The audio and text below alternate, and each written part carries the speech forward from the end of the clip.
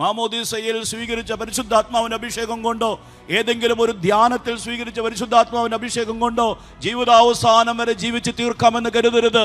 നമ്മുടെ ഉള്ളിലുള്ള പരിശുദ്ധാത്മാവിന്റെ അഭിഷേകത്തെ വീണ്ടും വീണ്ടും ഉജ്ജ്വലിപ്പിക്കണം. പരിശുദ്ധാത്മാവിന്റെ അഭിഷേകത്തെ ശക്തിപ്പെടുത്തണം. ഈശോയുടെ കൂടെ നടന്ന് ഈശോ പറഞ്ഞ എല്ലാ കാര്യങ്ങളും നേരിട്ട് കേട്ട് ഈശോ ചെയ്ത എല്ലാ അത്ഭുതങ്ങളും സ്വന്തം കണ്ണുകൊണ്ട് കണ്ട് പരിശുദ്ധാത്മാവിന്റെ അഭിഷേകം പെന്തക്കോസ്ത് തിരുനാൾ ദിവസം സ്വീകരിച്ച അപ്പസ്തോലന്മാരാണ് വീണ്ടും അഭിഷേകത്തിന് വേണ്ടി പ്രാർത്ഥിക്കുന്നത്. അങ്ങനെയെങ്കിൽ നമ്മൾ ഇത്രയധികമായി വീണ്ടും വീണ്ടും പരിശുദ്ധാത്മാവിന്റെ അഭിഷേകത്തിന് വേണ്ടി പ്രാർത്ഥിക്കണം. വേണമെങ്കിൽ ആ ശിഷ്യന്മാർക്ക് ചിന്തിക്കാമായിരുന്നു, നമ്മൾ എന്തിനാണ് വെറുതെ വീണ്ടും പരിശുദ്ധാത്മാവിന്റെ അഭിഷേകത്തിന് വേണ്ടി പ്രാർത്ഥിക്കുന്നത്? നമ്മൾ പെന്തക്കോസ്ത് തിരുനാൾ ദിവസം ശക്തമായ അഭിഷേകം സ്വീകരിച്ചതല്ലേ? നമ്മുടെ ഓരോരുത്തരുടെയും തലയ്ക്ക് മുകളിൽ ഈ പരിശുദ്ധാത്മാവ് വന്നു നിൽക്കുന്ന നമ്മൾ കണ്ടതല്ലേ? എന്തിനാ വെറുതെ പാവം പരിശുദ്ധാത്മാവിനെ ബുദ്ധിമുട്ടിക്കുന്നത്? ഈ കിട്ടിയതും കൊണ്ട് നമുക്ക് അവസാനം വരെ ജീവിച്ചു കൂടെ എന്ന് വേണമെങ്കിൽ അവർക്ക് ചിന്തിക്കാമായിരുന്നു. പക്ഷെ അവര് ചിന്തിച്ചില്ല. പ്രതിബന്ധം, ബുദ്ധിമുട്ട്, ശക്തി പോരാ എന്ന് തോന്നുന്നു. അതുകൊണ്ട് അവർ വീണ്ടും പ്രാർത്ഥിക്കുന്നു. പരിശുദ്ധാത്മാവിനും വേണമെങ്കിൽ ചിന്തിക്കാമായിരുന്നില്ലേ, ഇവരെയൊക്കെ ഞാൻ അഭിഷേകം ചെയ്തിട്ട് കുറച്ച് ദിവസങ്ങളെ ആയിട്ടുള്ളൂ, ദേ വീണ്ടും പ്രാർത്ഥിക്കുന്നു, എന്തിനാണ് ഇവർ വീണ്ടും പ്രാർത്ഥിക്കുന്നത് എന്ന് വേണമെങ്കിൽ പരിശുദ്ധാത്മാവിന് ചിന്തിക്കാമായിരുന്നു. പരിശുദ്ധാത്മാവും ചിന്തിച്ചില്ല. നമ്മുടെ ലോജിക്കല്ല പരിശുദ്ധാത്മാവിന്റെ ലോജിക്ക്. വീണ്ടും പ്രാർത്ഥിച്ചപ്പോൾ വീണ്ടും കൊടുത്തു, സമൃദ്ധിയായി കൊടുത്തു, കണക്ക് പറയാതെ. ഈശോ എന്താണ് പറഞ്ഞിരിക്കുന്നത്? പരിശുദ്ധാത്മാവിനെ അളന്നല്ല കൊടുക്കുന്നത്, അളന്നല്ല കൊടുക്കുന്നത്. ഒരിക്കൽ തന്നു, പെന്തക്കോസ്ത് തിരുനാൾ ദിവസം തന്നില്ലേ? അതുപോലെ ഒരു കണക്കും പറയില്ല. ദൈവം ആത്മാവിനെ കൊടുക്കുന്നത് അളന്നിട്ടല്ല. ചോദിക്കുന്നവർക്ക് വീണ്ടും വീണ്ടും ലഭിക്കും. എത്രയധികമായി ചോദിച്ചാൽ അത്രയധികമായി ലഭിക്കും. ഇതിനു മുമ്പ് കിട്ടിയ കൃപാവരങ്ങളുടെ കണക്ക് പറയില്ല, ഇതിനു മുമ്പ് കിട്ടിയ ദൈവിക വരങ്ങളുടെ കണക്ക് പറയില്ല. ദൈവം അളന്നല്ല ആത്മാവിനെ കൊടുക്കുന്നത്. ദൈവം ചോദിക്കുന്നവർക്ക് ആത്മാവിനെ കൊടുക്കും. അതുകൊണ്ട് നാം എന്തു ചെയ്യണം? നമ്മുടെ പരിശുദ്ധാത്മാവിന്റെ അഭിഷേകത്തെ ഉജ്ജ്വലിപ്പിക്കണം, ശക്തിപ്പെടുത്തണം. അത് നമ്മുടെ വ്യായാമത്തിന്റെ ഭാഗമാണ്. നിരന്തരം നമ്മുടെ അഭിഷേകത്തെ കത്തിച്ചു നിർത്തണം, ജ്വലിപ്പിച്ചു നിർത്തണം. അപ്പോൾ ഈ സഹായകൻ നമ്മെ സഹായിക്കും, ആധ്യാത്മികമായി നമ്മെ വളർത്തും.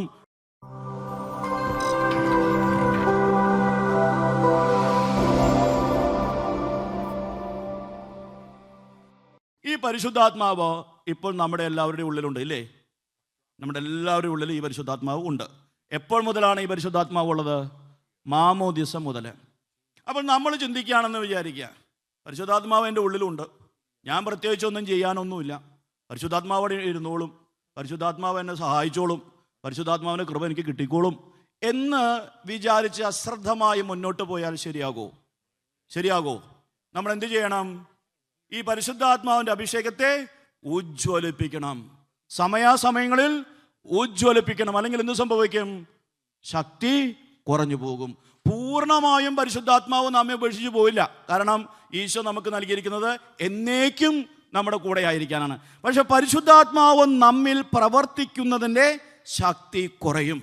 പരിശുദ്ധാത്മാവ് നമ്മിൽ ചെയ്യുന്ന കാര്യങ്ങളുടെ അഭിഷേകം കുറയും. നമ്മൾ ശ്രദ്ധിച്ചില്ല എങ്കിൽ, സമയാസമയങ്ങളിൽ നമ്മൾ ശ്രദ്ധിച്ചില്ല എങ്കിൽ ആ ജ്വലനം നഷ്ടപ്പെട്ടു പോകും. ഉള്ളിൻ്റെ ഉള്ളിൽ പരിശുദ്ധാത്മാവ് ഉണ്ടാകും.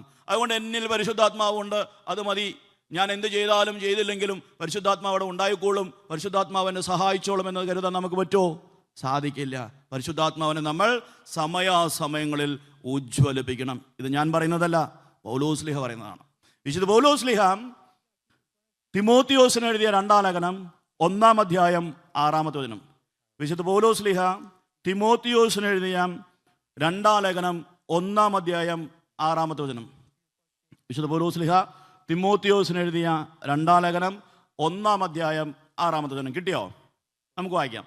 എൻ്റെ കൈവെപ്പിലൂടെ നിനക്ക് ലഭിച്ച ദൈവിക വരം വീണ്ടും ഉജ്ജ്വലിപ്പിക്കണമെന്ന് ഞാൻ നിന്നെ അനുസ്മരിപ്പിക്കുന്നു. പൗലോസ്ലീഹ തിമോത്തിയോസിനോട് പറയുകയാണ്, എൻ്റെ കൈവെപ്പിലൂടെ നിനക്ക് ദൈവിക വരം ലഭിച്ചിട്ടുണ്ട്. ആ ദൈവിക വരത്തെ നീ വീണ്ടും ഉജ്ജ്വലിപ്പിക്കണമെന്ന് ഞാൻ നിന്നെ അനുസ്മരിപ്പിക്കുന്നു. എന്തുകൊണ്ടാണ് അനുസ്മരിപ്പിക്കുന്നത്?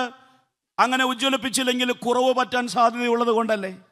അങ്ങനെ ഉജ്ജ്വലിപ്പിച്ചില്ലെങ്കിൽ അഭിഷേകം കുറഞ്ഞു പോകാൻ സാധ്യതയുള്ളത് കൊണ്ടല്ലേ ഇങ്ങനെ ഒരു മുന്നറിയിപ്പ് കൊടുക്കുന്നത്? നിനക്ക് ദൈവിക വരം ലഭിച്ചിട്ടുണ്ട്, നിനക്ക് ആത്മാവിൻ്റെ അഭിഷേകം ലഭിച്ചിട്ടുണ്ട്. പക്ഷെ നീ എന്ത് ചെയ്യണം? നീ അതിനെ ഉജ്ജ്വലിപ്പിക്കണം. പൗലോസ്ലീഹയാണ് പറയുന്നത്, ഉജ്ജ്വലിപ്പിച്ചില്ല എങ്കിൽ, ഒന്നും സംഭവിക്കില്ല എങ്കിൽ പിന്നെ എന്തിനാണ് അങ്ങനെ ഒരു ഓർമ്മപ്പെടുത്തൽ?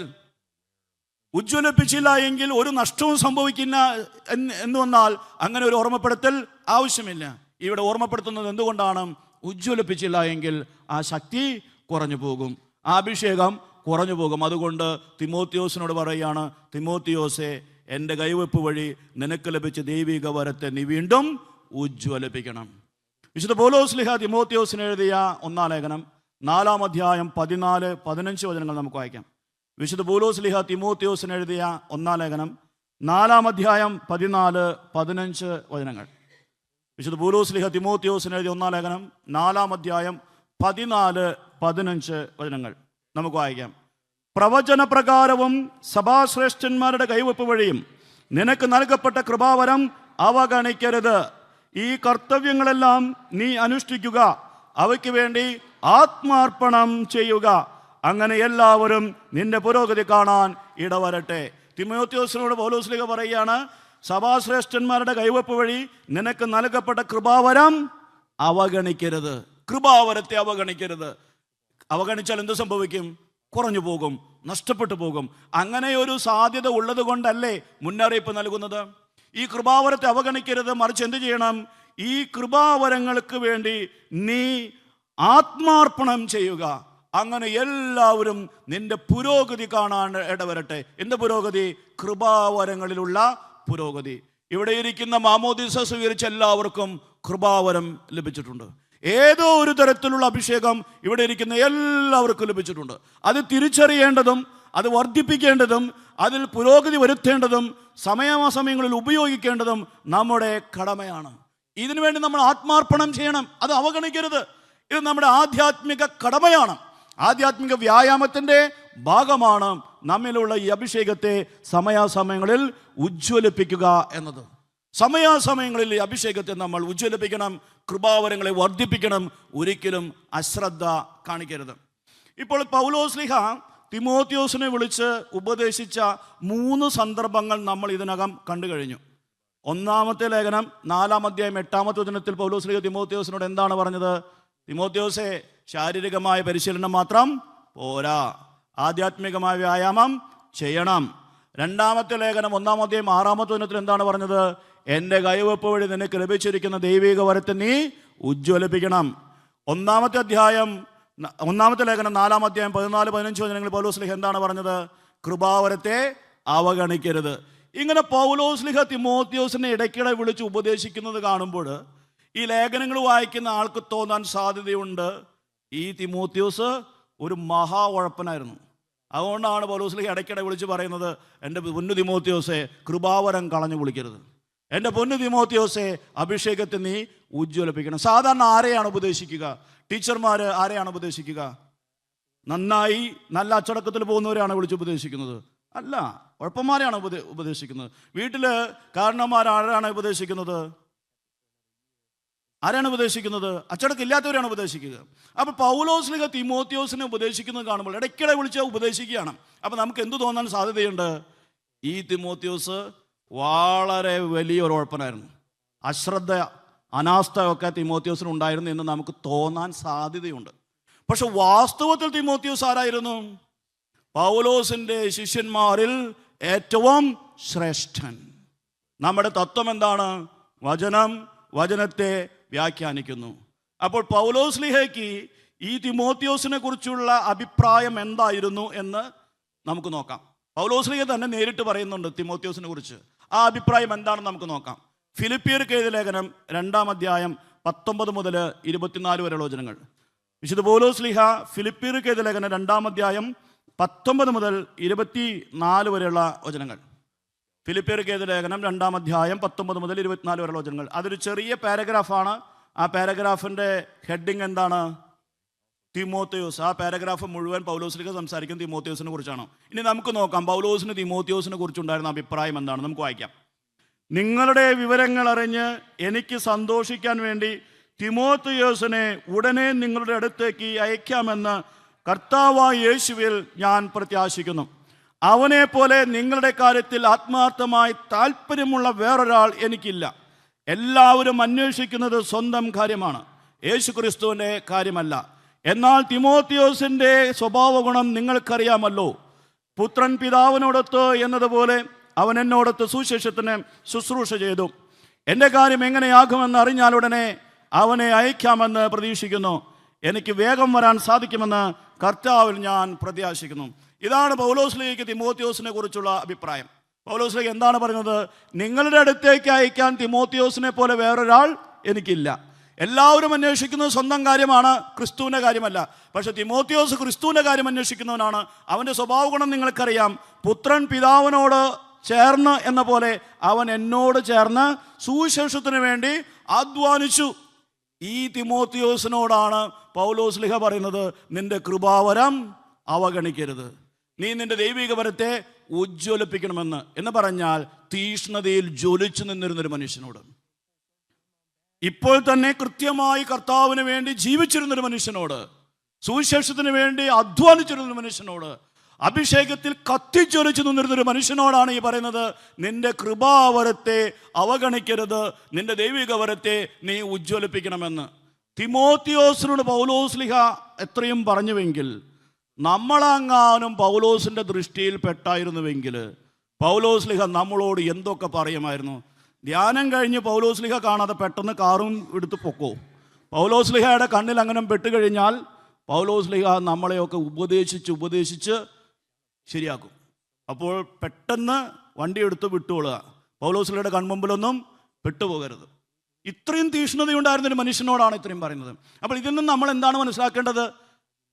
ഞാൻ വീണ്ടും വീണ്ടും പരിശ്രമിച്ചുകൊണ്ടേയിരിക്കണം, ഞാൻ വളരണം, ആധ്യാത്മികമായി ഞാൻ ശക്തി പ്രാപിക്കണം, ആധ്യാത്മികമായി ഞാൻ വ്യായാമം ചെയ്യണം, ഞാൻ എൻ്റെ ആധ്യാത്മികതയിൽ വളരണം. അതെൻ്റെ കടമയാണ്, എൻ്റെ കടമയാണ്.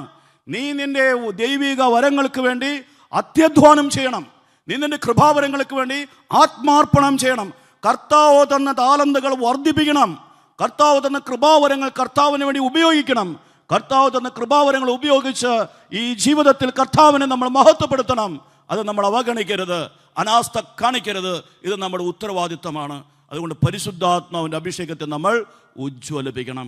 നമുക്ക് ലഭിച്ചിരിക്കുന്ന പരിശുദ്ധാത്മാവിൻ്റെ അഭിഷേകത്തെ വീണ്ടും ഉജ്ജ്വലിപ്പിക്കാൻ കർത്താവ് തന്നിരിക്കുന്ന ഒരു അവസരമാണിത്.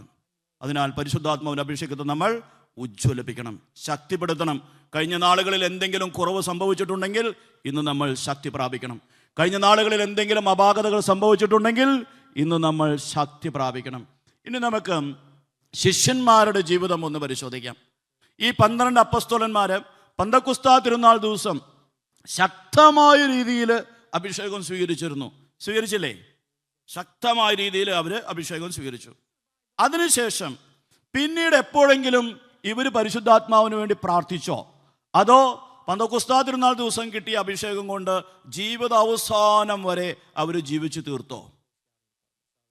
അത്രയും വലിയ അഭിഷേകം കിട്ടിയിട്ട് പിന്നെ അഭിഷേകത്തിന് വേണ്ടി പ്രാർത്ഥിക്കേണ്ട കാര്യമുണ്ടോ?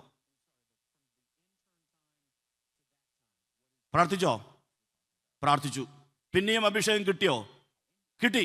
അപ്പൊ പന്തക്കുസ്താ തിരുനാൾ ദിവസം അത്രയും വലിയ അഭിഷേകം കിട്ടിയ അപ്പോസ്തോലന്മാർ വീണ്ടും അഭിഷേകത്തിന് വേണ്ടി പ്രാർത്ഥിച്ചുവെങ്കിൽ നമ്മുടെ കാര്യം നമ്മൾ വീണ്ടും പ്രാർത്ഥിക്കണം. ശിഷ്യന്മാർ എങ്ങനെയാണ് അഭിഷേകത്തിന് വേണ്ടി വീണ്ടും പ്രാർത്ഥിച്ചതെന്ന് നമുക്ക് നോക്കാം. ആദ്യം അപ്പോസ്തല പ്രവർത്തനങ്ങൾ 2-ാം അധ്യായം 1 മുതൽ 4 വരെയുള്ള വചനങ്ങൾ വായിക്കാം. ഈ വചനഭാഗത്താണ് ഈശോ ചെയ്ത വാഗ്ദാനം ശിഷ്യന്മാർക്ക് ലഭിച്ചത്. പരിശുദ്ധാത്മാവിൻ്റെ ആഗമനം സംഭവിക്കുന്നു പന്തക്കുസ്താ തിരുനാൾ ദിവസം. അപ്പോസ്തല പ്രവർത്തനങ്ങൾ 2-ാം അധ്യായം 1 മുതൽ 4 വരെയുള്ള വചനങ്ങൾ നമുക്ക് വായിക്കാം. പന്തക്കുസ്താ ദിനം സമാഗതമായപ്പോൾ അവരെല്ലാവരും ഒരുമിച്ച് കൂടിയിരിക്കുകയായിരുന്നു. കൊടുങ്കാറ്റടിക്കുന്നത് പോലുള്ള ഒരു ശബ്ദം പെട്ടെന്ന് ആകാശത്തു നിന്നുണ്ടായി. അത് അവർ സമ്മേളിച്ചിരുന്ന വീട് മുഴുവൻ നിറഞ്ഞു. അഗ്നിജ്വാലകൾ പോലുള്ള നാവുകൾ തങ്ങൾ ഓരോരുത്തരുടെയും മേൽ വന്നു നിൽക്കുന്നതായി അവർ കണ്ടു. അവരെല്ലാവരും പരിശുദ്ധാത്മാവിനാൽ നിറഞ്ഞു. ആത്മാവ് കൊടുത്ത ഭാഷണ വരമനുസരിച്ച് അവർ വിവിധ ഭാഷകളിൽ സംസാരിക്കാൻ തുടങ്ങി. ഈ അഭിഷേകം ശക്തമായിരുന്നോ? അതിശക്തമായിരുന്നു. അവർ സമ്മേളിച്ചിരുന്ന ആ വീട് മുഴുവൻ നിറഞ്ഞു. കൊടുങ്കാറ്റടിക്കുന്നത് പോലുള്ളൊരു ശബ്ദം അവിടെ ഉണ്ടായി. ഓരോരുത്തരുടെയും തലയ്ക്ക് മുകളിൽ അഗ്നിനാളങ്ങൾ ഇറങ്ങി വന്ന് നിൽക്കുന്നത് അവരെല്ലാവരും കണ്ടു. ഉള്ളിൽ നിന്ന് വന്ന ശക്തി അനുസരിച്ച് അവർ വിവിധ ഭാഷകൾ സംസാരിച്ചു. ജീവിതത്തിൽ ഒരിക്കലും സംസാരിക്കാത്ത ഭാഷകൾ അവർ സംസാരിച്ചു. ജീവിതത്തിൽ ഒരിക്കലും അവർ ഊഹിക്കാത്ത കാര്യങ്ങൾ അവർ ചെയ്തു. ഇത്രയും ശക്തമായ അഭിഷേകമാണ് അന്ന് അവർക്ക് കിട്ടിയത്. ഈ അഭിഷേകം കിട്ടിയ ശിഷ്യന്മാര് പിന്നീട് എന്തെങ്കിലും അഭിഷേകത്തിന് വേണ്ടി പ്രാർത്ഥിച്ചോ? പ്രാർത്ഥിച്ചു. എത്ര നാളുകൾ കഴിഞ്ഞിട്ടാണ് പ്രാർത്ഥിച്ചത്? വളരെ കുറച്ച് ദിവസങ്ങൾ കഴിഞ്ഞിട്ട്. വർഷങ്ങളോ പതിറ്റാണ്ടുകളോ കഴിഞ്ഞിട്ടല്ല, വളരെ കുറച്ച് ദിവസങ്ങൾ കഴിഞ്ഞപ്പോൾ ഇവർ വീണ്ടും പരിശുദ്ധാത്മാവിൻ്റെ അഭിഷേകത്തിന് വേണ്ടി പ്രാർത്ഥിക്കുന്നു. അത് സംഭവിക്കുന്നത് 4-ാമത്തെ അധ്യായത്തിലാണ്. അപ്പോസ്തല പ്രവർത്തനങ്ങൾ 4-ാം അധ്യായം 23 മുതൽ 31 വരെയുള്ള വചനങ്ങൾ വായിക്കുന്നതിന് മുമ്പ് ഞാൻ കുറച്ച് ആമുഖം പറയാം. അപ്പോസ്തല പ്രവർത്തനം 4-ാം അധ്യായം 23 മുതൽ 31 വരെയാണ് നമ്മൾ വായിക്കാൻ പോകുന്നത്. ഇത് ഏതാണ് അധ്യായം? 4-ാം അധ്യായം. പെന്തക്കോസ്താ തിരുനാൾ ദിവസം അവർ അഭിഷേകം സ്വീകരിച്ചത് ഏത് അധ്യായത്തിലാണ് വിവരിക്കപ്പെട്ടിരിക്കുന്നത്? 2-ാമത്തെ അധ്യായത്തിൽ.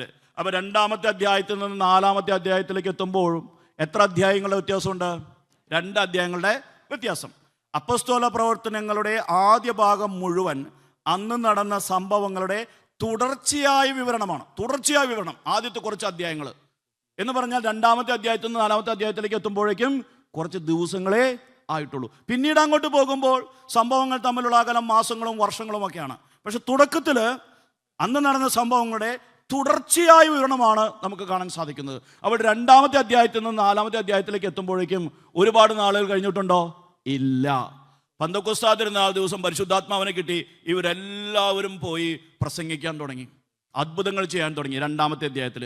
3-ാമത്തെ അധ്യായത്തിൽ പത്രോസും യോഹന്നാനും കൂടി ജെറുസലേം ദേവാലയത്തിലേക്ക് പ്രാർത്ഥിക്കാൻ പോകുന്ന സമയത്ത് സുന്ദര കവാടത്തിനരികിലിരുന്ന് ഭിക്ഷയാചിക്കുന്ന ഒരു മുടന്തനെ കണ്ടു. ആ മുടന്തനെ അവര് സുഖപ്പെടുത്തി. അപ്പോൾ അനേകം പേർ യേശുവിൽ വിശ്വസിച്ചു, ധാരാളം പേർ മാമോദീസ സ്വീകരിച്ചു.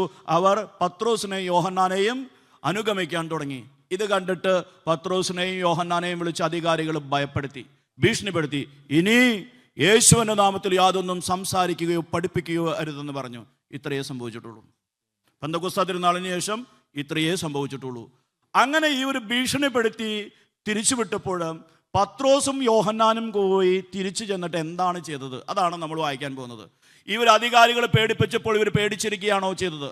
അധികാരികൾ ഇനി സംസാരിക്കരുതെന്ന് പറഞ്ഞപ്പോൾ ഇവർ സംസാരിക്കാതിരിക്കുകയാണോ ചെയ്തത്? അല്ല. അവരെന്താണ് ചെയ്തത് നമുക്ക് നോക്കാം.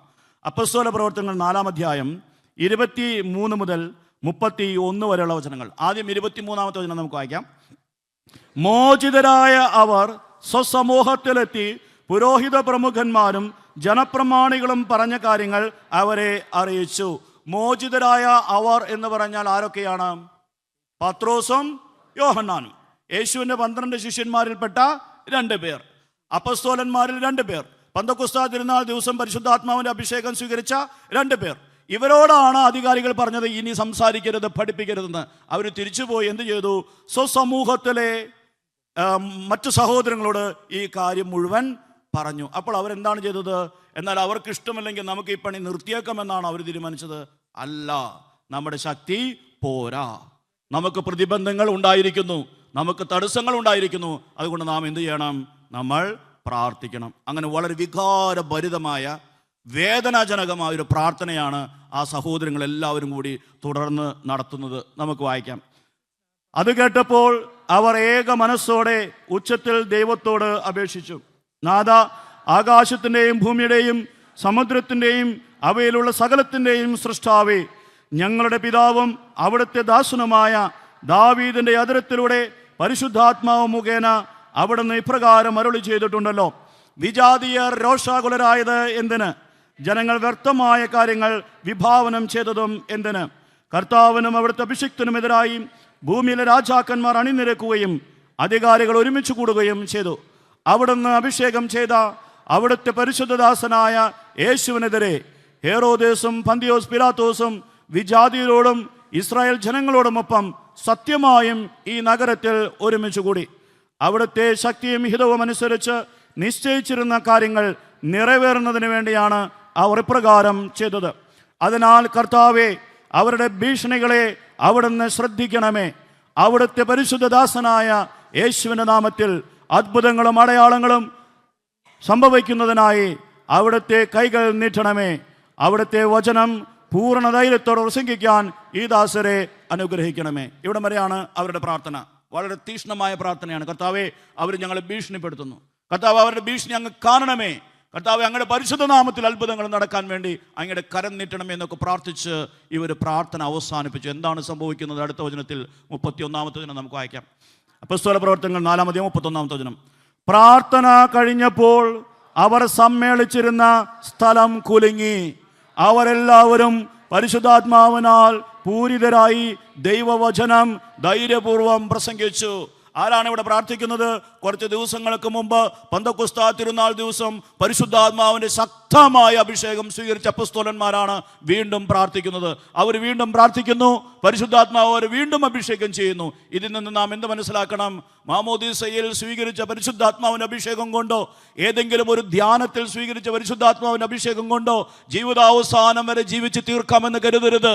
നമ്മുടെ ഉള്ളിലുള്ള പരിശുദ്ധാത്മാവിന്റെ അഭിഷേകത്തെ വീണ്ടും വീണ്ടും ഉജ്ജ്വലിപ്പിക്കണം.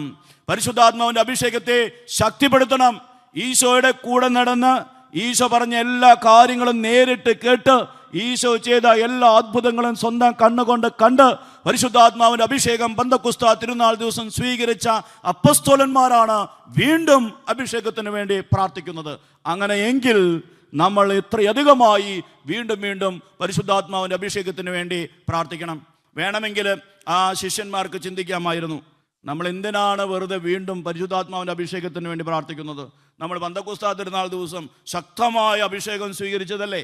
നമ്മുടെ ഓരോരുത്തരുടെയും തലയ്ക്ക് മുകളിൽ ഈ പരിശുദ്ധാത്മാവ് വന്നു നിൽക്കുന്ന നമ്മൾ കണ്ടതല്ലേ? എന്തിനാ വെറുതെ പാവം പരിശുദ്ധാത്മാവിനെ ബുദ്ധിമുട്ടിക്കുന്നത്? ഈ കിട്ടിയതും കൊണ്ട് നമുക്ക് അവസാനം വരെ ജീവിച്ചു കൂടെ എന്ന് വേണമെങ്കിൽ അവർക്ക് ചിന്തിക്കാമായിരുന്നു. പക്ഷെ അവര് ചിന്തിച്ചില്ല. പ്രതിബന്ധം, ബുദ്ധിമുട്ട്, ശക്തി പോരായെന്ന് തോന്നുന്നു. അതുകൊണ്ട് അവർ വീണ്ടും പ്രാർത്ഥിക്കുന്നു. പരിശുദ്ധാത്മാവിനും വേണമെങ്കിൽ ചിന്തിക്കാമായിരുന്നില്ലേ, ഇവരെയൊക്കെ ഞാൻ അഭിഷേകം ചെയ്തിട്ട് കുറച്ച് ദിവസങ്ങളെ ആയിട്ടുള്ളൂ, ദേ വീണ്ടും പ്രാർത്ഥിക്കുന്നു. എന്തിനാണ് ഇവർ വീണ്ടും പ്രാർത്ഥിക്കുന്നത് എന്ന് വേണമെങ്കിൽ പരിശുദ്ധാത്മാവിന് ചിന്തിക്കാമായിരുന്നു. പരിശുദ്ധാത്മാവും ചിന്തിച്ചില്ല. നമ്മുടെ ലോജിക്കല്ല പരിശുദ്ധാത്മാവിൻ്റെ ലോജിക്ക്. വീണ്ടും പ്രാർത്ഥിച്ചപ്പോൾ വീണ്ടും കൊടുത്തു, സമൃദ്ധിയായി കൊടുത്തു, കണക്ക് പറയാതെ.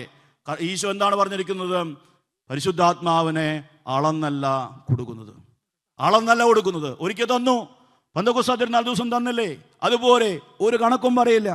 ദൈവം ആത്മാവിനെ കൊടുക്കുന്നത് അളന്നിട്ടല്ല. ചോദിക്കുന്നവർക്ക് വീണ്ടും വീണ്ടും ലഭിക്കും. എത്രയധികമായി ചോദിച്ചാൽ അത്രയധികമായി ലഭിക്കും. ഇതിനു മുമ്പ് കിട്ടിയ കൃപാവരങ്ങളുടെ കണക്ക് പറയില്ല, ഇതിനു മുമ്പ് കിട്ടിയ ദൈവിക വരങ്ങളുടെ കണക്ക് പറയില്ല. ദൈവം അളന്നല്ല ആത്മാവിനെ കൊടുക്കുന്നത്. ദൈവം ചോദിക്കുന്നവർക്ക് ആത്മാവിനെ കൊടുക്കും. അതുകൊണ്ട് നാം എന്തു ചെയ്യണം? നമ്മുടെ പരിശുദ്ധാത്മാവിന്റെ അഭിഷേകത്തെ ഉജ്ജ്വലിപ്പിക്കണം, ശക്തിപ്പെടുത്തണം.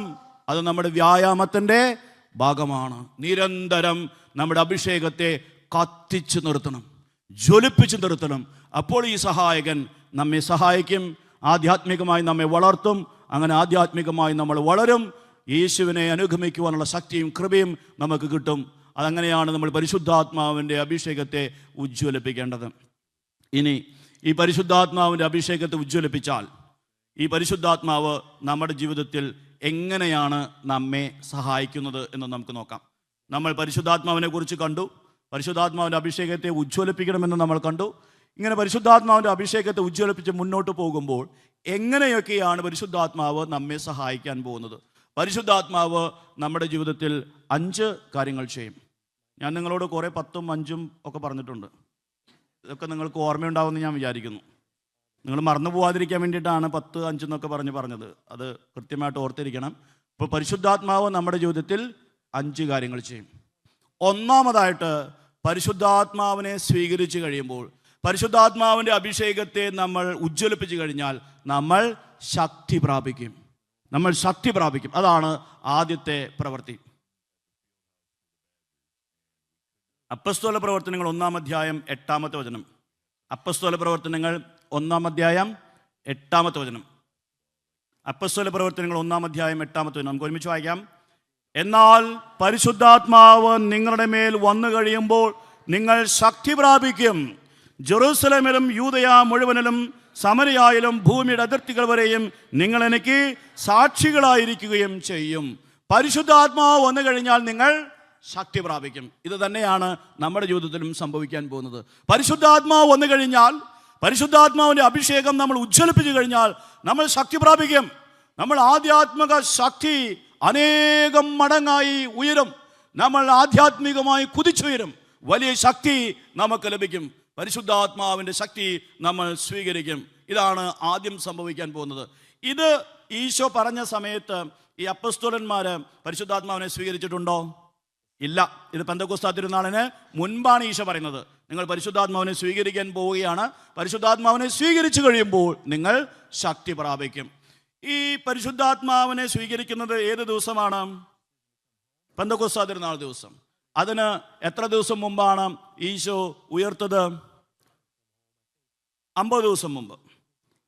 40 ദിവസം സ്വർഗാരോഹണം, 50ാമത്തെ ദിവസം പെന്തക്കോസ്താ തിരുനാൾ, പരിശുദ്ധാത്മാവിൻ്റെ ആഗമനം. അപ്പോൾ പെന്തക്കോസ്താ തിരുനാളിന് 50 ദിവസം മുമ്പ് ഈശോ ഉയർത്തെഴുന്നേറ്റു. അതിന് എത്ര ദിവസം മുൻപാണ് ഈശോ മരിച്ചത്? 3 ദിവസം മുമ്പ്.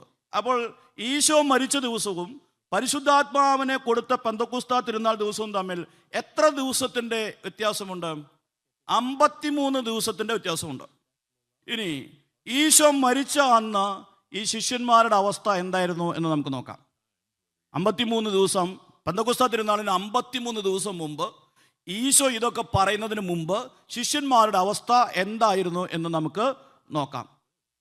മത്തായിയുടെ സുവിശേഷം 26-ാം അധ്യായം 69-70 വചനങ്ങൾ. മത്തായിയുടെ സുവിശേഷം 26-ാം അധ്യായം 69-70 വചനങ്ങൾ.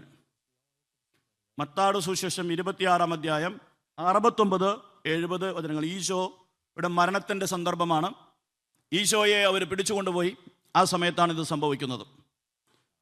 പത്രോസ് നിങ്ങൾക്ക് കിട്ടിയില്ലേ? പത്രോസ് പുറത്ത് മുറ്റത്തിരിക്കുകയായിരുന്നു. ഒരു പരിചാരിക അവനെ സമീപിച്ച്, നീയും ആ ഗലീലക്കാരനായ യേശുവിനോട് കൂടെ ആയിരുന്നല്ലോ എന്ന് പറഞ്ഞു. നീ പറയുന്നത് എന്താണെന്ന് ഞാൻ അറിയുന്നില്ല എന്ന് അവരുടെ എല്ലാം മുൻപാകെ അവൻ നിഷേധിച്ചു പറഞ്ഞു. ഇതായിരുന്നു പത്രോസിൻ്റെ അവസ്ഥ. ഒരു പരിചാരിക വന്ന് ചോദിച്ചപ്പോൾ പത്രോസ് ഭയപ്പെട്ടു. പത്രോസ് പേടിച്ചു.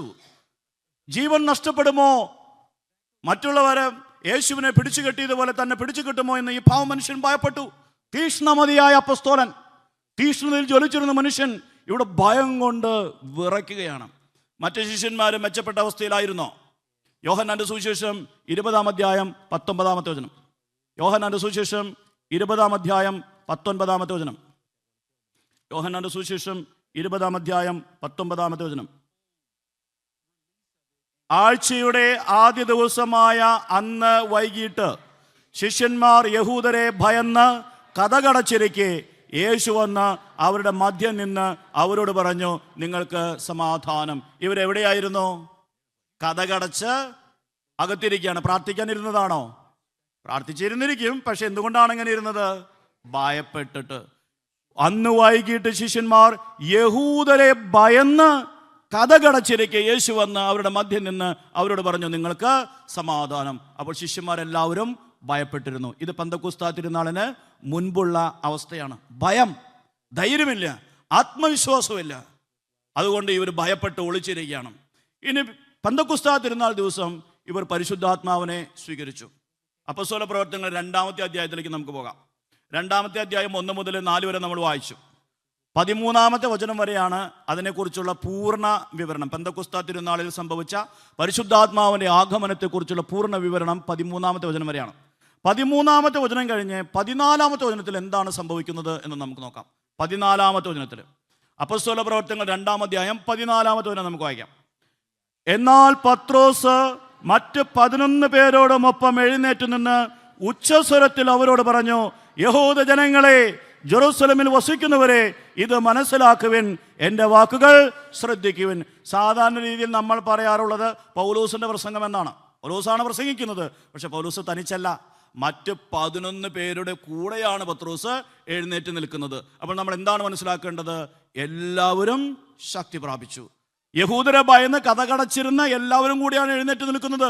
പത്രോസിന് ഏറുകൊണ്ടാൽ അവർക്കും ഏറുകൊള്ളുമെന്ന് അവർക്കറിയാം. അപ്പോൾ അവരെല്ലാവരും ശക്തി പ്രാപിച്ച് ഒരുമിച്ച് എഴുന്നേറ്റ് നിൽക്കുകയാണ്. അവിടെ നിന്ന് പത്രോസ് ഒരു പ്രസംഗം ആരംഭിക്കുകയാണ്.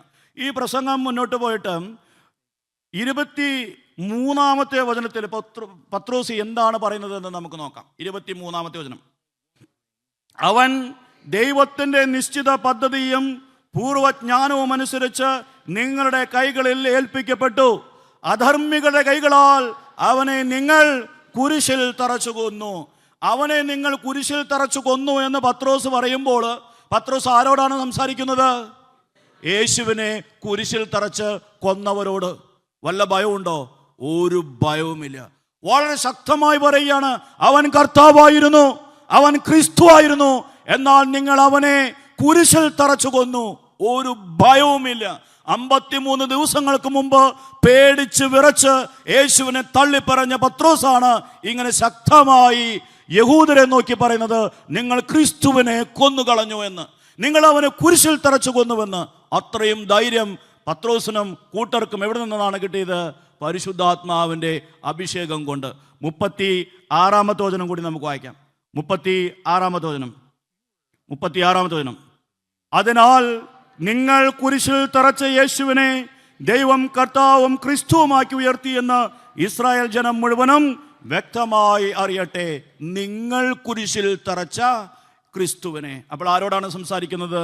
യേശുവിനെ കുരിശിൽ തറച്ചവരോട്, അല്ലെങ്കിൽ അവരുടെ കൂട്ടാളികളോട്. എന്തെങ്കിലും ഭയമുണ്ടോ? ഒരു ഭയവുമില്ല. ഇവരെ ഭയന്നിട്ടാണ് നിശ്വസിക്കുന്നു. ഒരേ വാക്കാണ് ഉപയോഗിച്ചിരിക്കുന്നത്. മലയാളത്തിൽ മാത്രമല്ല, ഗ്രീക്ക് ഭാഷയിലും ഒരേ വാക്കാണ് നമുക്ക് കാണാൻ സാധിക്കുക. എംഫ്യുസാവോ എന്ന് പറയുന്ന ഒരു ഗ്രീക്ക് വാക്ക്. എംഫ്യുസാവോ, ആ ഗ്രീക്ക് വാക്ക് വളരെ പ്രത്യേകമായ അർത്ഥമുള്ളതാണ്. ഒരു മനുഷ്യൻ്റെ നാസാരന്ധ്രങ്ങളിലേക്ക്, ഉള്ളിലേക്ക് ജീവവായു കടത്തുക എന്നതാണ് അതിൻ്റെ അർത്ഥം. എംഫ്യുസാവോ. ഇവിടെ നമ്മൾ ശ്രദ്ധിക്കേണ്ട കാര്യം, ഈ ബൈബിൾ മൊത്തം നോക്കിയാൽ ഈ 2 സ്ഥലത്തെ ഈ വാക്ക് ഉപയോഗിച്ചിട്ടുള്ളൂ. 2 പ്രാവശ്യം. ഉൽപ്പത്തിയുടെ പുസ്തകം 2-ാം അധ്യായം 7-ാമത്തെ വചനത്തിലും യോഹന്നാന്റെ സുവിശേഷം 20-ാം അധ്യായം 22-ാമത്തെ വചനത്തിലും. അപ്പോൾ യോഹന്നാൻ ശ്ലീഹ ഇവിടെ എന്താണ് ചെയ്യാൻ ഉദ്ദേശിച്ചിരിക്കുന്നത്? യോഹന്നാൻ ശ്ലീഹയുടെ മനസ്സിൽ എന്തുണ്ടായിരുന്നു? തൻ്റെ സുവിശേഷം വായിക്കുന്ന ആള് ഈ സംഭവം ഓർക്കണം. സൃഷ്ടിയുടെ പ്രാരംഭത്തിൽ കർത്താവായ ദൈവം ഭൂമി കൊണ്ട് മനുഷ്യനെ സൃഷ്ടിച്ച് അവൻ്റെ നാസാരന്തരങ്ങളിലേക്ക് ജീവവായു ഊതി അവനെ ജീവനുള്ളവനാക്കിയതുപോലെ ഈശോ ഇവിടെ മനുഷ്യനെ വീണ്ടും സൃഷ്ടിക്കുന്നു. ആദ്യത്തെ സൃഷ്ടിയുടെ സമയത്ത് അവനെ ജീവനുള്ളവനാക്കി തീർക്കുന്നു. മനുഷ്യൻ ജീവനുള്ളവനാകുന്നു. എന്ത് സംഭവിക്കുന്നു? പാപം ചെയ്ത് ആ ജീവൻ നഷ്ടപ്പെടുന്നു. അങ്ങനെ പാപം മൂലം നഷ്ടപ്പെട്ട ജീവൻ വീണ്ടും കൊടുക്കാൻ വേണ്ടിയാണ് ഈശോ ഈ ലോകത്തിലേക്ക് വന്നത്. ഈശോ തൻ്റെ പീഡാസഹനവും മരണവും ഉത്ഥാനവും വഴി ലോകത്തെ വീണ്ടും സൃഷ്ടിച്ചു. മനുഷ്യനെ പുതിയതായി സൃഷ്ടിച്ചു. പുതിയ ആകാശവും പുതിയ ഭൂമിയും മനുഷ്യനെ വീണ്ടും സൃഷ്ടിച്ചു. ആദ്യത്തെ ആദത്തിൻ്റെ സ്ഥാനത്ത് രണ്ടാമത്തെ ആദം. ആദ്യത്തെ സൃഷ്ടിയുടെ സ്ഥാനത്ത് രണ്ടാമത്തെ സൃഷ്ടി. അപ്പോൾ ആദ്യത്തെ സൃഷ്ടിയുടെ സമയത്ത് പിതാവായ ദൈവം ചെയ്തതുപോലെ ഇവിടെ ഈശോ അവരുടെ മേൽ നിശ്വസിക്കുന്നു, പരിശുദ്ധാത്മാവിനെ നൽകുന്നു, ജീവൻ നൽകുന്നു. നഷ്ടപ്പെട്ട ജീവൻ വീണ്ടും നൽകി മനുഷ്യരെ പുതിയതാക്കുന്നു, മനുഷ്യരെ പുതിയ സൃഷ്ടികളാക്കുന്നു. അപ്പോൾ നമ്മൾ പരിശുദ്ധാത്മാവിനെ സ്വീകരിക്കുമ്പോൾ എന്താണ് സംഭവിക്കുന്നത്? നമുക്ക് നഷ്ടപ്പെട്ട ജീവനൊക്കെ തിരിച്ചു കിട്ടി. നമ്മൾ പുതിയ മനുഷ്യരാകുന്നു, പുതിയ സൃഷ്ടികളാകുന്നു. എങ്ങനെയാണ് പരിശുദ്ധാത്മാവ് നമ്മളെ പുതിയ സൃഷ്ടികളാക്കുന്നത്? പരിശുദ്ധാത്മാവ് നമ്മെ നവീകരിച്ചാൽ നമ്മൾ ശരിക്കും പുതിയ സൃഷ്ടികളായി മാറും. നമ്മളെ നവീകരിക്കാൻ പരിശ്രമിച്ചാലോ കുറച്ചൊക്കെ നമുക്ക് ചെയ്യാൻ സാധിക്കും. പക്ഷെ പരിശുദ്ധാത്മാവ് നവീകരിച്ചാൽ ഉള്ളിൽ നിന്ന് നമ്മൾ മാറും, നമ്മുടെ വ്യക്തിത്വം മാറും. നമ്മൾ മാറില്ല എന്ന് കരുതുന്നതും മാറും, നമ്മൾ സാധിക്കില്ല എന്ന് കരുതുന്നതും നമ്മൾ ചെയ്യും. കാരണം പരിശുദ്ധാത്മാവ് വന്നു കഴിഞ്ഞാൽ നമ്മൾ പുതിയ സൃഷ്ടികളായി മാറുകയാണ്. ഞാനൊരു ഉദാഹരണം പറയാം. നിങ്ങൾക്ക് ഒരു കാറുണ്ടെന്ന് കരുതുക. ആ കാറ് കേടായി കഴിഞ്ഞാൽ നിങ്ങൾ നാട്ടിലൊക്കെ അത് വീണ്ടും നന്നാക്കും. ഇവിടെ നിങ്ങൾ അത് വിറ്റിട്ട് വേറെ മേടിക്കുമോ? നന്നാക്കുന്ന കാര്യത്തെക്കുറിച്ച് നമുക്ക് ചിന്തിക്കാം. അപ്പോൾ ഒരു കാറ് കുറേ വർഷമായി, 5-10 വർഷമായി, ഇതൊന്ന് നവീകരിച്ചാൽ കൊള്ളാമെന്ന് ഒരു ചേട്ടന് തോന്നി. അങ്ങനെ ചേട്ടൻ വർക്ക്ഷോപ്പിൽ കൊണ്ടുപോയപ്പോൾ അവർ പറഞ്ഞു, കണ്ടു കഴിഞ്ഞാൽ വളരെ മോശമാണ്, ഇത്രയും നാൾ ഇതെങ്ങനെയാണ് ഓടിച്ചത്, ഇത് നന്നാക്കണം, ഇത് കണ്ടു കഴിഞ്ഞാൽ പേര് പോവല്ലോ, ഇത് നമുക്ക് എങ്ങനെയും നന്നാക്കി എടുക്കണം എന്ന് പറഞ്ഞ് ആ വർക്ക്ഷോപ്പുകാരൻ എന്ത് ചെയ്തു? ഭംഗിയായിട്ട് അത് മുഴുവൻ ചിരണ്ടി കളഞ്ഞ് വൃത്തിയായിട്ട് പെയിൻ്റ് അടിച്ചു. കണ്ടപ്പോൾ പുതിയ ഒരു വണ്ടി പോലെയായി. അപ്പോൾ ചേട്ടന് ഭയങ്കര സന്തോഷമായി. ചേട്ടൻ വർക്ക്ഷോപ്പിൽ പോയി ആ വണ്ടി എടുത്ത് ഓടിക്കാൻ തുടങ്ങി. ഓടിച്ചങ്ങോട്ട് മുന്നോട്ട് പോയപ്പോൾ ആൾക്ക് തോന്നി കാണാൻ തന്നെ വ്യത്യാസമുള്ളൂ, വേറെ വലിയ വ്യത്യാസങ്ങളൊന്നും സംഭവിച്ചിട്ടില്ല, വലിയ നവീകരണമൊന്നും സംഭവിച്ചിട്ടില്ല എന്ന് ആൾക്ക് തോന്നി. അദ്ദേഹം അതും കൊണ്ട് വേറെ വർക്ക്ഷോപ്പിലേക്ക് പോയി. എന്നിട്ട് പറഞ്ഞു, ഈ വണ്ടി ഒന്ന് നന്നാക്കി എടുക്കണം, ഇത് കുറച്ച് പഴയതാണ്, ഇതൊന്നെ ഒന്ന് പുതുക്കിയെടുക്കണം. അപ്പോൾ ഇത്രയും ഞാൻ കാര്യം ചെയ്തു, പഴയതൊക്കെ ഉരച്ച് കളഞ്ഞു, പുതിയ പെയിൻ്റ് അടിച്ചു, ഭംഗിയായിട്ടുണ്ട്, കാണാൻ ഭംഗിയായിട്ടുണ്ട്, പക്ഷേ ഓടിക്കുമ്പോൾ വലിയ വ്യത്യാസമൊന്നുമില്ല. അപ്പോൾ ആ ചേട്ടൻ പറഞ്ഞു നമുക്കിതിനെ കുറച്ചുകൂടി നന്നാക്കാം, അതിനുള്ള വഴികളുണ്ടല്ലോ എന്ന് പറഞ്ഞ് അദ്ദേഹം അതിൻ്റെ ലൈറ്റുകളൊക്കെ മാറ്റി വയറുകളൊക്കെ അഴിച്ചു കളഞ്ഞു, പുതിയ ഓയിലൊക്കെ ഇട്ടു, ഒന്നുകൂടിയും ഭംഗിയാക്കി കൊടുത്തു. ചേട്ടൻ ഓടിക്കാൻ തുടങ്ങിയപ്പോൾ സന്തോഷമായി, കുറേയൊക്കെ മാറ്റമുണ്ട്, ഭംഗിയായിരിക്കുന്നു.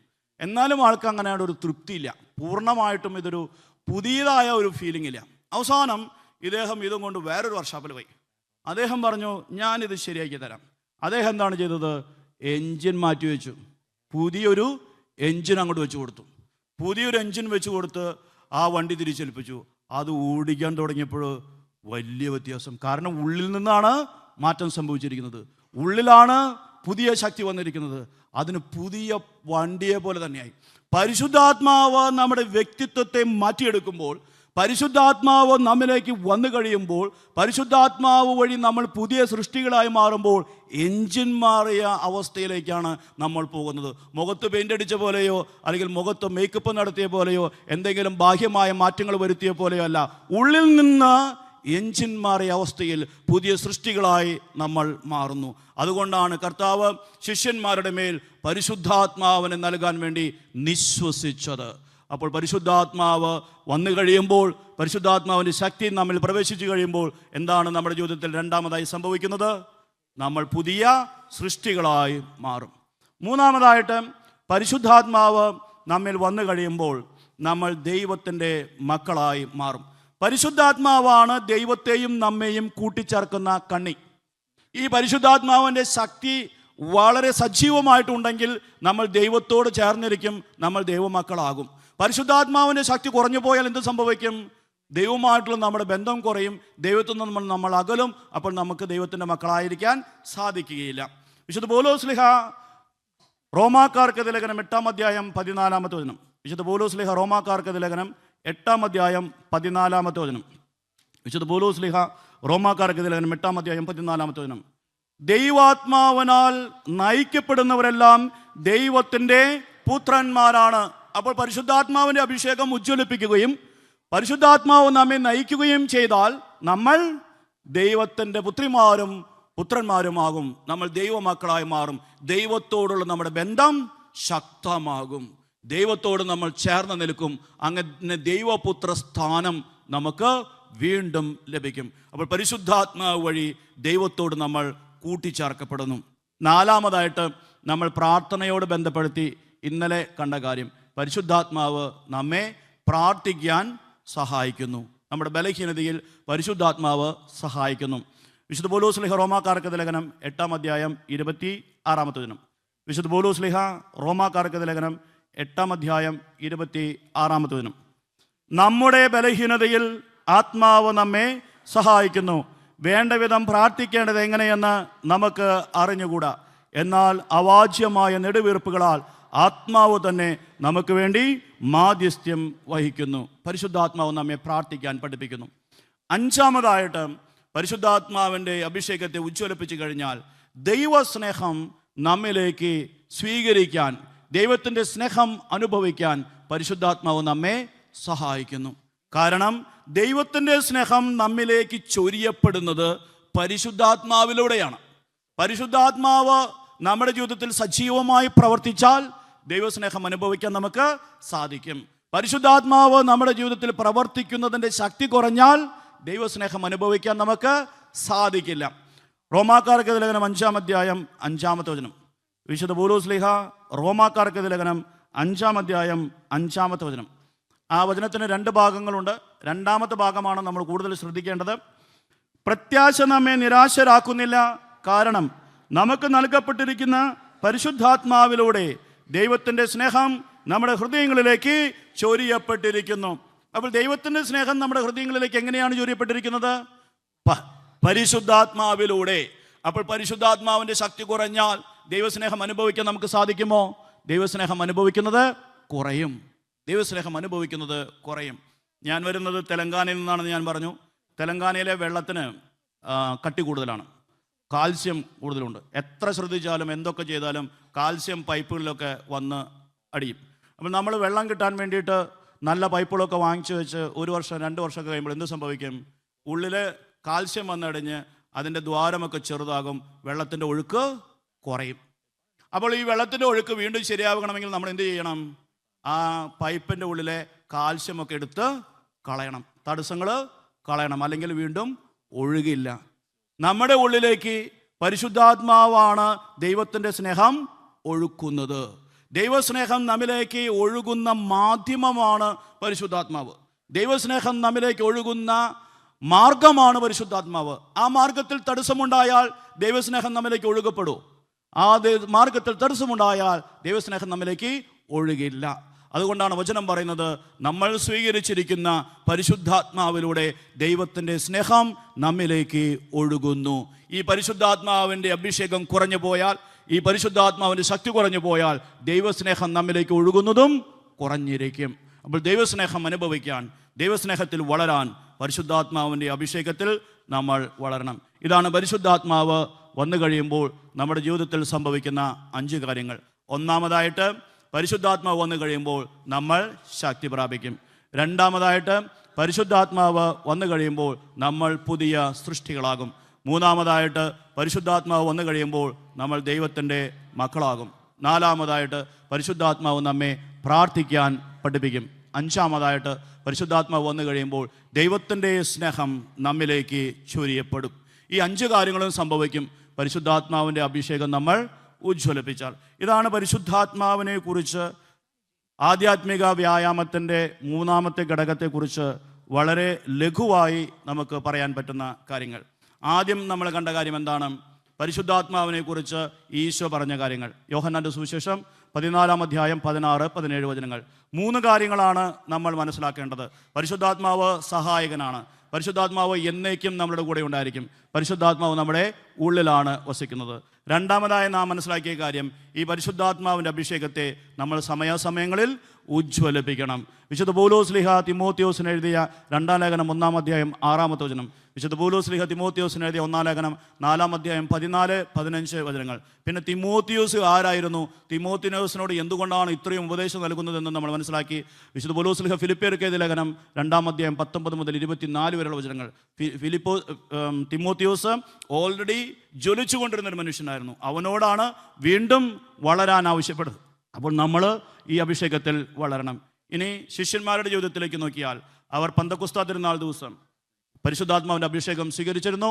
അപ്പോസ്തല പ്രവർത്തനങ്ങൾ 2-ാം അധ്യായം 1 മുതൽ 4 വരെയുള്ള വചനങ്ങൾ. പിന്നീട് തടസ്സങ്ങളുണ്ടായപ്പോൾ, പ്രതിബന്ധങ്ങളുണ്ടായപ്പോൾ പരിശുദ്ധാത്മാവിൻ്റെ അഭിഷേകത്തിന് വേണ്ടി അവർ വീണ്ടും പ്രാർത്ഥിച്ചു. അപ്പോസ്തല പ്രവർത്തനങ്ങൾ 4-ാം അധ്യായം 23 മുതൽ 31 വരെയുള്ള വചനങ്ങൾ. ഇങ്ങനെ നമ്മൾ നമ്മുടെ പരിശുദ്ധാത്മാവിൻ്റെ അഭിഷേകത്തെ ഉജ്ജ്വലിപ്പിച്ചാൽ പരിശുദ്ധാത്മാവ് നമ്മെ സഹായിക്കും. പരിശുദ്ധാത്മാവ് നമ്മുടെ കൂടെ വരും. നമ്മുടെ ജീവിതത്തിൽ ഈ 5 കാര്യങ്ങളും സംഭവിക്കും. ഒന്നാമതായിട്ട്, പരിശുദ്ധാത്മാവ് വന്നു കഴിഞ്ഞാൽ നമ്മൾ ശക്തി പ്രാപിക്കും. അപ്പോസ്തല പ്രവർത്തനങ്ങൾ 1-ാം അധ്യായം 8-ാമത്തെ വചനം. മത്തായിയുടെ സുവിശേഷം 26-ാം അധ്യായം 69-70 വചനങ്ങൾ. അപ്പോസ്തല പ്രവർത്തനങ്ങൾ 2-ാം അധ്യായം 23-ാമത്തെ വചനം. അപ്പോസ്തല പ്രവർത്തനങ്ങൾ 2-ാം അധ്യായം 36-ാമത്തെ വചനം. രണ്ടാമതായിട്ട്, പരിശുദ്ധാത്മാവ് വന്നു കഴിയുമ്പോൾ നമ്മൾ പുതിയ സൃഷ്ടികളാകും. യോഹന്നാന്റെ സുവിശേഷം 20-ാം അധ്യായം 21-22 വചനങ്ങൾ. ഉൽപ്പത്തിയുടെ പുസ്തകം 2-ാം അധ്യായം 7-ാമത്തെ വചനം. മൂന്നാമതായി, പരിശുദ്ധാത്മാവ് വന്നു കഴിയുമ്പോൾ നമ്മൾ ദൈവത്തിൻ്റെ മക്കളാകും. റോമാക്കാർക്ക് ലേഖനം 8-ാം അധ്യായം 14-ാമത്തെ വചനം. നാലാമതായിട്ട്, പരിശുദ്ധാത്മാവ് വന്നു കഴിയുമ്പോൾ പരിശുദ്ധാത്മാവ് നമ്മെ പ്രാർത്ഥിക്കാൻ പഠിപ്പിക്കും. റോമാക്കാർക്ക് ലേഖനം 8-ാം അധ്യായം 26-ാമത്തെ വചനം. അഞ്ചാമതായിട്ട്, പരിശുദ്ധാത്മാവ് വന്നു കഴിയുമ്പോൾ ദൈവത്തിൻ്റെ സ്നേഹം നമ്മിലേക്ക് ചൊരിയപ്പെടും. റോമാക്കാർക്ക് ലേഖനം 5-ാം അധ്യായം 5-ാമത്തെ വചനം. അതുകൊണ്ട് ഈ ആരാധനയുടെ സമയത്ത് ഈ പരിശുദ്ധാത്മാവിൻ്റെ അഭിഷേകത്തെ നമ്മൾ ഉജ്ജ്വലിപ്പിക്കണം. പരിശുദ്ധാത്മാവിൻ്റെ ശക്തിയെ നമ്മൾ ഉജ്ജ്വലിപ്പിക്കണം. പ്രത്യേകമായി നമ്മൾ ഈ ആരാധനയുടെ അവസാനം അഭിഷേക പ്രാർത്ഥന, കൈവെപ്പ് പ്രാർത്ഥന നടത്താൻ ആഗ്രഹിക്കുന്നു. വിശുദ്ധ ഗ്രന്ഥത്തിൽ പറഞ്ഞിട്ടുള്ള, നമ്മുടെ പാരമ്പര്യത്തിലുള്ള വളരെ ശക്തമായ ഒരു പ്രാർത്ഥനാ രീതിയാണ് കൈവെപ്പ് പ്രാർത്ഥന. ഈശോ സുഖപ്പെടുത്തിയതുപോലും തലയിൽ കൈകൾ വെച്ചുകൊണ്ടാണ്. കുറച്ച് ഉദാഹരണങ്ങൾ നമുക്ക് നോക്കാം. മർക്കോസിൻ്റെ സുവിശേഷം 6-ാം അധ്യായം 5-ാമത്തെ വചനം. മർക്കോസിൻ്റെ സുവിശേഷം 6-ാം അധ്യായം 5-ാമത്തെ വചനം. ഇന്നലെ വിശ്വാസത്തെക്കുറിച്ച് പറഞ്ഞപ്പോൾ നമ്മൾ ഈ വചനം കണ്ടിരുന്നു. മർക്കോസിൻ്റെ സുവിശേഷം 6-ാം അധ്യായം 5-ാമത്തെ വചനം. ഏതാനും ചില രോഗികളുടെ മേൽ കൈകൾ വെച്ച് സുഖപ്പെടുത്താനല്ലാതെ മറ്റ് അത്ഭുതങ്ങളൊന്നും ചെയ്യാൻ അവന് സാധിച്ചില്ല. അപ്പോൾ കൈകൾ വെച്ചാണ് ഈശോ പ്രാർത്ഥിച്ചിരുന്നത്. മർക്കോസിൻ്റെ സുവിശേഷം 16-ാം അധ്യായം 18-ാമത്തെ വചനം. മർക്കോസിൻ്റെ സുവിശേഷം 16-ാം അധ്യായം 18-ാമത്തെ വചനം. മർക്കോസിന്റെ സുവിശേഷം 16-ാം അധ്യായം 18-ാമത്തെ വചനം. അവർ സർപ്പങ്ങളെ കയ്യിലെടുക്കും, മാരകമായ എന്തു കുടിച്ചാലും അത് അവരെ ഉപദ്രവിക്കുകയില്ല. അവർ രോഗികളുടെ മേൽ കൈകൾ വയ്ക്കും, അവർ സുഖം പ്രാപിക്കുകയും ചെയ്യും. അപ്പോസ്തല പ്രവർത്തനങ്ങൾ 6-ാം അധ്യായം 6-ാമത്തെ വചനം. അപ്പോസ്തല പ്രവർത്തനങ്ങൾ 6-ാം അധ്യായം 6-ാമത്തെ വചനം. അപ്പോസ്തല പ്രവർത്തനങ്ങൾ 6-ാം അധ്യായം 6-ാമത്തെ വചനം. ശിഷ്യന്മാരെ തിരഞ്ഞെടുത്ത്, ഡീക്കന്മാരെ തിരഞ്ഞെടുത്ത് അവരെ അഭിഷേകം ചെയ്യുന്ന അവസരമാണ് നമ്മൾ കാണുന്നത്. അവരെ അപ്പോസ്തലന്മാരുടെ മുമ്പിൽ നിർത്തി അവർ പ്രാർത്ഥിച്ചിട്ട് അവരുടെ മേൽ കൈകൾ വെച്ചു. അപ്പോസ്തല പ്രവർത്തനങ്ങൾ 8-ാം അധ്യായം 17-ാമത്തെ വചനം. അപ്പോസ്തല പ്രവർത്തനങ്ങൾ 8-ാം അധ്യായം 17-ാമത്തെ വചനം. അപ്പോസ്തല പ്രവർത്തനങ്ങൾ 8-ാം അധ്യായം 17-ാമത്തെ വചനം. പിന്നീട് അവരുടെ മേൽ അവർ കൈകൾ വെച്ചു, അവർ പരിശുദ്ധാത്മാവിനെ സ്വീകരിക്കുകയും ചെയ്തു. അപ്പോസ്തല പ്രവർത്തനങ്ങൾ 19-ാം അധ്യായം 6-ാമത്തെ വചനം. അപ്പോസ്തല പ്രവർത്തനങ്ങൾ 19-ാം അധ്യായം 6-ാമത്തെ വചനം. പൗലോസ് അപ്പോസ്തല 19-ാം അധ്യായം 6-ാമത്തെ വചനം. പരിശുദ്ധാത്മാവ് അവരുടെ മേൽ വന്നു, അവർ അന്യഭാഷകളിൽ സംസാരിക്കുകയും പ്രവചിക്കുകയും ചെയ്തു. അപ്പോസ്തല പ്രവർത്തനങ്ങൾ 28-ാം അധ്യായം 9-ാമത്തെ വചനം. അപ്പോസ്തല പ്രവർത്തനങ്ങൾ 28-ാം അധ്യായം 9-ാമത്തെ വചനം. പൂബ്ലിയൂസ് എന്ന് പറയുന്ന ഒരു മനുഷ്യനെ പൗലോസ് തലയിൽ കൈകൾ വെച്ച് പ്രാർത്ഥിച്ച് സുഖപ്പെടുത്തുന്നു. പൗലോസ് അവനെ സന്ദർശിച്ചു, പ്രാർത്ഥിക്കുകയും അവൻ്റെ മേൽ കൈകൾ വെച്ച് സുഖപ്പെടുത്തുകയും ചെയ്തു. ഈ സംഭവത്തെ തുടർന്ന് ദ്വീപിലുണ്ടായിരുന്ന മറ്റ് രോഗികളും അവൻ്റെ അടുക്കൽ വന്ന് സുഖം പ്രാപിച്ചു കൊണ്ടിരുന്നു. അപ്പോൾ നമുക്ക് കാണാൻ സാധിക്കുന്നത് വിശുദ്ധ ഗ്രന്ഥത്തിൽ പറയപ്പെട്ടിരിക്കുന്ന ഒരു പ്രാർത്ഥനാ രീതിയാണ് കൈകൾ വെച്ച് പ്രാർത്ഥിക്കുക. നമ്മുടെ പാരമ്പര്യത്തിലുള്ള ഒരു പ്രാർത്ഥനാ രീതിയാണ്. മാമോദീസയുടെ സമയത്ത് കൈവെപ്പ് പ്രാർത്ഥനയുണ്ട്, സ്ഥൈര്യലേപനത്തിൻ്റെ സമയത്ത് കൈവെപ്പ് പ്രാർത്ഥനയുണ്ട്, പട്ടത്തിൻ്റെ സമയത്ത് കൈവെപ്പ് പ്രാർത്ഥനയുണ്ട്, മെത്രാഭിഷേകത്തിൻ്റെ സമയത്ത് കൈവെപ്പ് പ്രാർത്ഥനയുണ്ട്. കൈവെപ്പ് പ്രാർത്ഥനയിലൂടെയാണ് ശക്തമായ അഭിഷേകം കൈമാറ്റം ചെയ്യപ്പെടുന്നത്. ഇത് നമ്മുടെ പാരമ്പര്യത്തിലുള്ളതാണ്, വിശുദ്ധ വചനത്തിലുള്ളതാണ്. 2 പ്രധാന കൃപകളാണ് കൈവെപ്പ് പ്രാർത്ഥന വഴി നമുക്ക് ലഭിക്കുക. 1 രോഗശാന്തി, 2 പരിശുദ്ധാത്മാവിൻ്റെ അഭിഷേകം. ഇപ്പോൾ നമ്മൾ കണ്ട ഈ സന്ദർഭങ്ങളിലൊക്കെ 2 കാര്യങ്ങൾക്ക് വേണ്ടിയാണ് അവരത് ചെയ്തത്. രോഗശാന്തിക്ക് വേണ്ടിയും പരിശുദ്ധാത്മാവിൻ്റെ അഭിഷേകത്തിന് വേണ്ടിയും. ഈ ആരാധനയുടെ സമയത്ത് നമ്മൾ 3 കാര്യങ്ങൾക്ക് വേണ്ടിയാണ് പ്രാർത്ഥിക്കേണ്ടത്. 3 കാര്യങ്ങൾ എന്തൊക്കെയാണ്? നമ്മുടെ ആധ്യാത്മിക വ്യായാമത്തിൻ്റെ 3 ഘടകങ്ങൾ. പ്രാർത്ഥനാ വരത്തിന് വേണ്ടി നമ്മൾ പ്രാർത്ഥിക്കണം. നമ്മളെല്ലാവരും പ്രാർത്ഥിക്കാൻ ഇഷ്ടപ്പെടുന്നവരാണ്, എന്നാൽ പ്രാർത്ഥനയിൽ അനേകം തടസ്സങ്ങൾ നേരിടുന്നവരുമാണ്. അതുകൊണ്ട് പ്രാർത്ഥനയുടെ വരത്തിന് വേണ്ടി നമ്മൾ കണ്ട ആ 10 നിയമങ്ങളും പാലിച്ച് നല്ല രീതിയിൽ പ്രാർത്ഥിക്കുവാനുള്ള വരത്തിന് വേണ്ടി നമ്മൾ പ്രാർത്ഥിക്കണം. 2-മതായി ദൈവവചനത്തിൻ്റെ അഭിഷേകത്തിന് വേണ്ടി നമ്മൾ പ്രാർത്ഥിക്കണം. ദൈവവചനം എത്ര ശക്തമാണെന്ന് നമ്മൾ കണ്ടു, വചനം എന്തൊക്കെയാണ് നമ്മുടെ ജീവിതത്തിൽ ചെയ്യുന്നതെന്ന് നമ്മൾ കണ്ടു. അതുകൊണ്ട് ആ വചനത്തിൻ്റെ അഭിഷേകം കിട്ടാൻ വേണ്ടി നമ്മൾ പ്രാർത്ഥിക്കണം. 3-മതായിട്ട് പരിശുദ്ധാത്മാവിൻ്റെ അഭിഷേകത്തിന് വേണ്ടി നമ്മൾ പ്രാർത്ഥിക്കണം. വിശുദ്ധ പൗലോസ് തിമോത്തിയോസിനോട് പറഞ്ഞ വാക്കുകൾ നമുക്ക് ഓർക്കാം. എൻ്റെ കൈവെപ്പിലൂടെ നിനക്ക് ലഭിച്ച ദൈവിക വരത്തെ നീ വീണ്ടും ഉജ്ജ്വലിപ്പിക്കണം. മാമോദീസായാലും സ്ഥൈര്യലേപനത്തിലും വിവിധ കൂദാശകളുടെ അവസരത്തിലും ഇതുപോലെയുള്ള ധ്യാനത്തിൻ്റെ അവസരത്തിലും കർത്താവ് നമുക്ക് കനിഞ്ഞു നൽകിയിട്ടുള്ള ആ പരിശുദ്ധാത്മാവിൻ്റെ അഭിഷേകത്തെ, കൃപാവരങ്ങളെ വർദ്ധിപ്പിക്കാൻ ഇതാ കർത്താവ് നമുക്കൊരു അവസരം കൂടി നൽകിയിരിക്കുന്നു. അതുകൊണ്ട് ഈ ആരാധനയുടെ സമയത്ത് പരിശുദ്ധാത്മാവിൻ്റെ അഭിഷേകത്തിന് വേണ്ടി നമുക്ക് പ്രാർത്ഥിക്കാം. ഈ ദിവസങ്ങളിലൊക്കെ കർത്താവിൻ്റെ സന്നിധിയിലിരുന്ന് നമ്മൾ വചനം കേൾക്കുകയായിരുന്നു. വചനം കേൾക്കുന്നവരിലേക്ക് ആത്മാവിൻ്റെ വലിയ ഒരു പ്രവാഹം സംഭവിക്കും. അപ്പോസ്തല പ്രവർത്തനം 10-ാം അധ്യായം 44-ാമത്തെ വചനത്തിൽ കൊർണേലിയൂസിൻ്റെ വീട്ടിൽ പത്രോസ് പ്രസംഗിച്ചു കൊണ്ടിരിക്കുകയായിരുന്നു. കൊർണേലിയൂസിൻ്റെ വീട്ടിലുണ്ടായിരുന്നവർ യഹൂദരായിരുന്നില്ല, ക്രിസ്ത്യാനികളായിരുന്നില്ല, മറിച്ച് വിജാതീയരായിരുന്നു. എന്നിട്ടും പൗലോസ്ലീഹ പ്രസംഗിച്ചു കൊണ്ടിരിക്കുമ്പോൾ ആ വാക്കുകൾ കേട്ടുകൊണ്ടിരുന്നവരുടെ മേൽ പരിശുദ്ധാത്മാവിൻ്റെ ശക്തമായ അഭിഷേകമുണ്ടായി. അപ്പോസ്തല പ്രവർത്തനം 10-ാം അധ്യായം 44-ാമത്തെ വചനത്തിൽ അവരെന്താണ് ചെയ്തത്?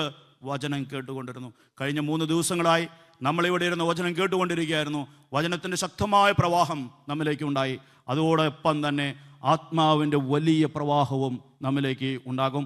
ആത്മാവിൻ്റെ വലിയ ഒരു അഭിഷേകത്തിന് വേണ്ടി നമുക്ക് പ്രാർത്ഥിക്കാം. ഞാൻ നിങ്ങൾക്ക് ആത്മാർത്ഥമായിട്ട് നന്ദി പറയുന്നു. നിങ്ങൾ വളരെ ഉത്സാഹത്തോടെ താല്പര്യത്തോടെ ഈ ധ്യാനത്തിൽ പങ്കെടുത്തു. നിങ്ങളോട് ബൈബിൾ വായിക്കാനൊക്കെ ഞാൻ പറഞ്ഞുവെങ്കിലും ഞാൻ മടിച്ചാണ് പറഞ്ഞത്. നിങ്ങൾ അമേരിക്കക്കാരായതുകൊണ്ട് വായിക്കുന്നൊക്കെ എനിക്ക് പേടിയുണ്ടായിരുന്നു. പക്ഷെ നിങ്ങൾ നന്നായിട്ട് വായിച്ചു, വളരെ ഭംഗിയായിട്ട് നിങ്ങൾ ഈ ധ്യാനത്തിൽ പങ്കെടുത്തു. അത് എനിക്ക് വളരെയധികം സന്തോഷം നൽകി. നിങ്ങളോട് ഞാൻ പറഞ്ഞത് കർത്താവിൻ്റെ വചനം മാത്രമാണ്. ഞാൻ വല്ലപ്പോഴും ചില ചെറിയ കാര്യങ്ങളൊക്കെ പറഞ്ഞിട്ടുള്ളൂ, മറ്റു കാര്യങ്ങൾ. ഈ വചനം നിങ്ങളുടെ ജീവിതത്തിൽ തീർച്ചയായും ഫലം നൽകും. ഈ വചനം തീർച്ചയായും നിങ്ങളുടെ ജീവിതത്തിൽ ഫലം നൽകും. അതുകൊണ്ട് വചനത്തിന് ഫലം നൽകാതിരിക്കാൻ സാധിക്കില്ലെന്ന് വിശ്വസിച്ച് വചനം സ്വീകരിച്ച് നമുക്ക് വീടുകളിലേക്ക് പോകാം. ആ രാജസേവകൻ ചെയ്തതുപോലെ കർത്താവ് പറഞ്ഞ വചനം വിശ്വസിച്ച് അവൻ വീട്ടിലേക്ക് പോയി.